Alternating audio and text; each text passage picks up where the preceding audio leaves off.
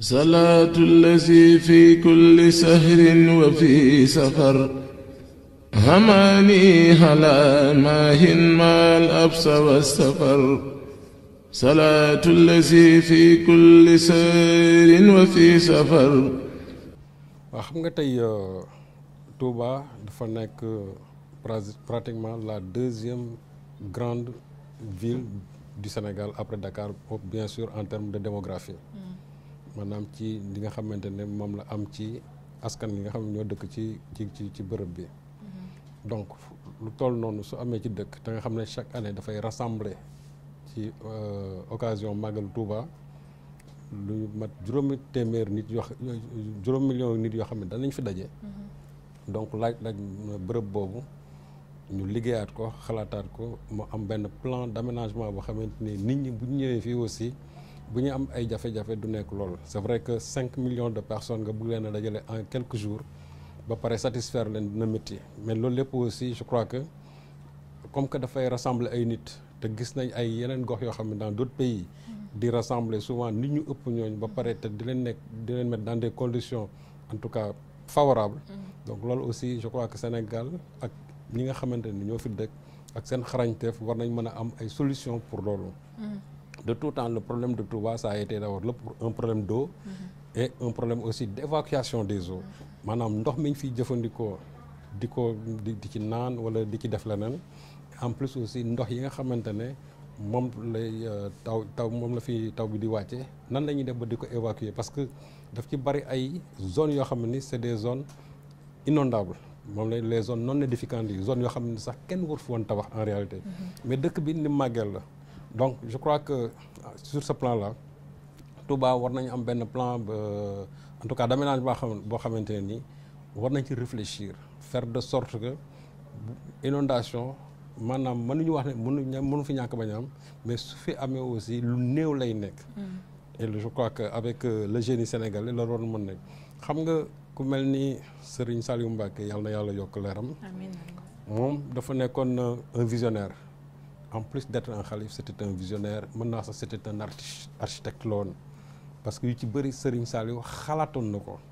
parce que sous le régime de Wade Serigne Saliou avait mobilisé pratiquement une somme de 20 milliards. yoo xamante ne nii destiné bien sûr à l'assainissement de la ville de Touba parce que moom xalaatoon na Touba ni muy màggee ak jafe-jafe yi nga xam ne nit ñi dinañ ko jàkkanteel su fekkante ne juguñu ci loolu. malheureusement régime yi fi nekkoon ak xam nga rek. négligence bi finalement ça n'a pas abouti et lu ci gënoon a doy waar mooy Serigne Saliou moom moo génne woon xaalisam c'était pas l'argent de l'État sénégalais mais moom moo mobilisé woon une somme presque de 20 milliards teg ko pour l'assainissement de Touba. mais lam ci bëggoon finalement amu ci bon ba gis nga jusqu'à aujourd'hui loolu moo topp Touba ba tey il y a des problèmes d'assainissement. et je crois que c'est là où le régime actuel ñoom ci lañ war a mën a gën a aussi en tout cas ci loolu lañ war a gën a mën a appuyer wu pour xool yan solution la ñuy indi. il est vrai que cette année-ci il y a eu des efforts parce que gis nañ ne ndox mu bari sotteeku na Touba mais gis nañ ne zone yu bari yi nga xamante ne daana am ay jafe-jafe zone yooyu pratiquement ndox mi bu ñëwee aussi au bout de quelques heures il y a une évacuation ou bien aussi les camions hydrocureurs yi ñoom ils sont mobilisés pour mën a aspirer loolu. honorable mi toog fii sax moom daana ci am lu bëri loo xam daana ko ci jëf parce que daan mobiliser aussi moom ay moyens quartiers yi nga xam ne daan inondé daf daan indi moom vraiment ses moyens financiers ses moyens matériels pour war ñu mën a évacuer loolu. mais su fekkee ne dañu nekk ci réew muy dox honorable ak ñi mel ni moom sax du ñu am soxla pour ñoom génne seeni moyens. c'est-à-dire que c'est là où l'État est défaillant par rapport bien sûr à l'assainissement de Touba. et je crois que le régime actuel ñoom ci loolu la ñu gën a war a mën a xalaat quelles sont les solutions qu'il faudra aujourd'hui apporter pour que définitivement en tout cas le problème d'évacuation des eaux au niveau de Touba vraiment soit un vieux souvenir. du nekk nag loo xamante ne nii un coup de baguette magique lay nekk. parce que aussi il faut pas que les gens se leurrent. dañu def ne régime su ñëwee première année bi comme ni ko ñenn ñi waxee buñ ne gis nañ am na quartier yu taa ou bien am na ay bërëb yoo xam ne ndox am na fa immédiatement dañ naan non régime bi ils sont déjà défaillants non le régime n'est pas défaillant parce que assainissement ndar kenn xëyul sotti benn fan. il faut de la durée ça prendra des années kooku il faut que politique yi ak nit ñi xam ko du nekk affaire benn at ñaari at ñetti at ñeenti at juróomi at ça va durer des années peut-être que d'autres générations bu ñu ñëwee ñoom ñoo ci bénéficier wu on a trouvé des villes comme par exemple tout Dakar boo xoolee yenn zones yi nga xamante ne dañ ko assainir mais ça a fait des années pour que ñi nga xamante ne bi ñu ñëwee après ils ont vu le travail yi nga xamante moom la seen prédécesseurs yi bàyyil foofu donc Touba aussi c'est la même problématique qui se pose faut pas que les gens se leurrent les inondations c'est-à-dire des solutions conjoncturelles mën nañ ko am mais il faut surtout des solutions structurelles solutions structurelles nag dafa am ab il faut planifier ça tenir aussi aux gens un discours de vérité discours de vérité mooy wax leen ne leen pour l'évacuation des eaux de Touba pour ñu régler ko il faudrait une planification sur tant d'années mais bañ a gëmloo surtout pour des raisons électoralistes taxaw wax nit ñi ne leen problème Touba mën nañ ko régler en une année en 2 ans en 3 ans en 4 ans non ça va prendre des années et des années il faut tenir ce discours li ci am solo mooy entamer des travaux ba nit ñi gis ko bu ko nit ñi gisee ñuy gis ne au fur et à mesure ñuy dem les travaux s'installent et que aussi de plus en plus le problème d'évacuation des eaux ne se pose plus je crois que c'est ce discours de vérité là boo xam ne moom la ñu war a mën a tenir population yi mais bañ a nekk dans des logiques électoralistes parce que logique électoraliste mooy nga ñëw bëgg ne problème Touba dinaa ko régler ci benn mandat parce que jàpp nga ne Touba mooy le premier grenier électoral du Sénégal peut-être ku ñu fi wooteelul fii doo jàll nga ñëw wax leen loo xam ne ni du am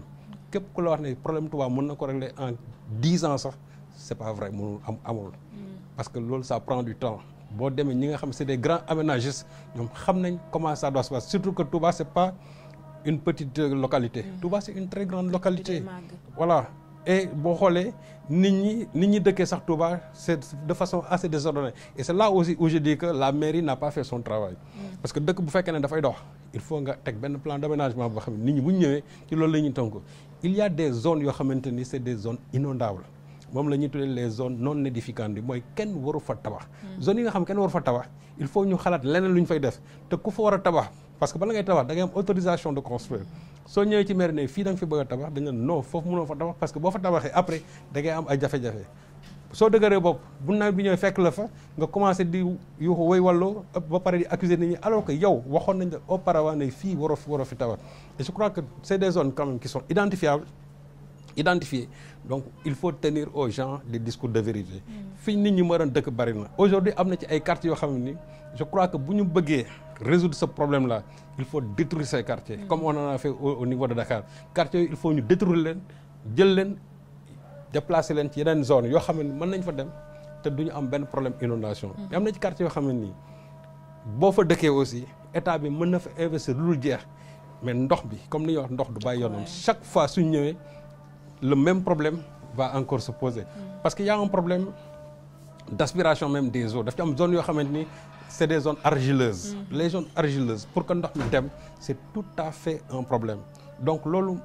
mooy indi souvent ci yenn carte aménagement yi ñu ne fii ce sont des zones non édificantes yi mooy zones yoo xam ne kenn waru fi tabax ça existe un peu partout dans le monde donc il faut que nit ñi di tënku ci loolu mais li ci am solo daal mooy mettre en place les fonds nécessaires mettre en place aussi une politique en tout cas d'assainissement boo xam ne ni planifié sur plusieurs années et tenir un discours de vérité aux populations wax leen liy dëgg wax ko bien sûr avec le xalif bi nga xam ne moo fi nekk wax leen ne lii moo mën nekk et je crois que loolu aussi su ci xalif bi intervenir ba ñu wax ko population yi les gens vont comprendre ça mais faut pas que derrière qu'il y ait des politiques yoo xamante ni ñoom dañu bëgg a gëmloo nit ñi que ne assainissement Touba mën nañ ko régler en un mandat ou bien c'est pas vrai mënuñu ko la preuve depuis le temps de Senghor jusqu'à aujourd'hui le problème ne se règle pas Abdou Diouf est passé ici le problème ne s'est pas réglé Abdoulaye Wade est passé le problème ne s'est pas réglé Macky Sall est passé le problème ne s'est pas réglé peut-être que il y a pas eu cette volonté politique boo xamante ni aussi pour résoudre ce problème parce que nit ñi leen soxal mooy nan la ñuy def mën a capter l'électorat de Touba moi je crois que au-delà même de l'électorat de Touba il faut viser le bien-être des populations de Touba parce que Touba aussi fait partie du Sénégal et Touba dafay recevoir ay pèlerins Makka boo gisee aujourd'hui de recevoir presque tous les musulmans du monde, c'est parce qu'ils ont mis les moyens pour les recevoir. C'est vrai que des fois nga dégg fa ay kii yu fay am ay drames yu fay am ba ay nit di ci dee. C'est normal parce que ce sont des regroupements humains et nul n'est parfait. Mais il faut chaque fois faire tout pour essayer de minimiser risques yi nga xamante ne moom moo ciy am. Et je crois que ça, pour le faire aussi, comme je l'ai dit auparavant de mon intervention, il faut tenir aux gens un discours de vérité, trouver en attendant des solutions conjoncturelles, mais c'est surtout pour apporter des solutions structurelles. Je crois que loolu bu ñu ko waxee def ko jëfee ko, je crois que le problème ne se poserait plus. Mais les discours vraiment comment dirais-je populistes là, il faut les cesser. Et il ne faut pas nit ñi tënku ci homme politique li ñuy wax. Gis naa ci sax koo xam ne nee na moom su ma sañoon Touba day inondé parce que ils ont voté pour l'actuel régime. Moi je me dis que manque de patriotisme mënul wees foofu. Parce que celui qui le dit, ce qu'il place mooy la politique devant. Comment faire pour que ces gens-là échouent, pour que ñeneen mën fi ñëw. Je crois qu'au-delà de cela, il faut viser le bien-être des populations de Touba et aussi des Sénégalais yi nga xam ne chaque année comme vous et moi ñun ñoo fi ñëw. Parce que bu ñu ñëwoon fekk dëkk bi nekk dans un état de délabrement ñun dañ ñoo njëkk am problème. Donc il faut que dëkk bi ñu aménager ko de sorte que nit ñi bu ñu fi ñëwee aussi pèlerinage duñ fi am yooyu jafe-jafe. Et je crois que loolu c'est dans l'ordre normal en tout cas des possibilités, comme on l'a fait avec la Mecque, on l'a fait aussi dans d'autres localités qui reçoivent bien sûr des millions de personnes en quelques jours. salaatu llazi fi kulli sahrin wa fi safar hamani ala maahin maal absa wa safar salaatu llazi fi kulli sahrin wa fi safar